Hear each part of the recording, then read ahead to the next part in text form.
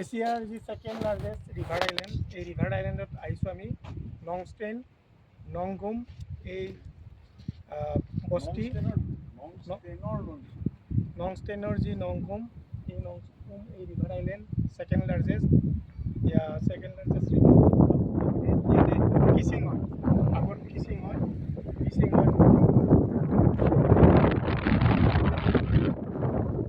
মেঘালয় এই নংষ্টেন শ্বিলঙৰ পৰা 3 ঘণ্টা লাগে, আৰু নংষ্টেনৰ পৰা এই নংকুম 10 কিলোমিটাৰ নংষ্টেন টাউনৰ পৰা।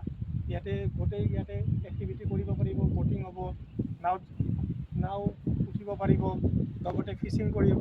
ৰাতিও ফিচিং হয় ইয়াতে ফিচিং অলৰেডি কৰি আছে আগত, তো আমি দেখাই আছোঁ। মোৰ এই যি পাৰ্ট 1 পাৰ্ট 2